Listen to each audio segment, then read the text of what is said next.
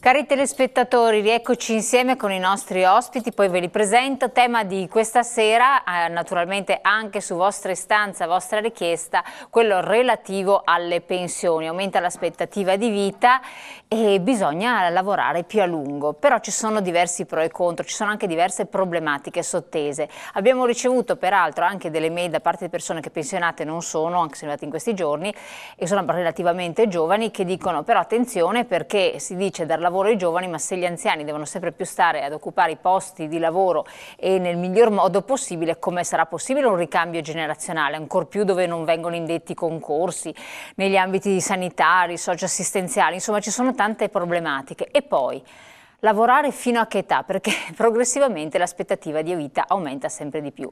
Mobilitati e presi in causa sono quindi le categorie che rappresentano i pensionati, ma anche le parti politiche. C'è un'apertura appunto di domanda, il governo può fare qualcosa?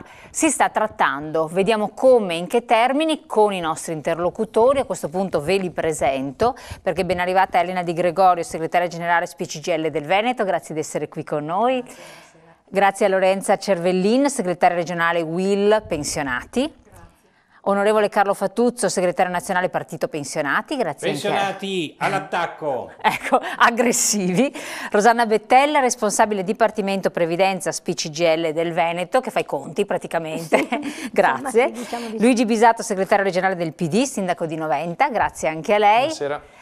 Speriamo che ci raggiunga in tempo Simone Borile, consigliere comunale del Movimento 5 Stelle. Comunque, a prescindere, adesso noi siamo arrivati al momento che dedichiamo ai pensionati, come sempre, a risolvere i problemi delle pensioni, a rifare i calcoli. Le segreterie dello SPCGIL se ne occupano costantemente e quindi fatevi controllare la pensione. Vediamo che cosa è successo anche questa settimana e quindi spazio all'anteprima con lo SPCGIL. Prego.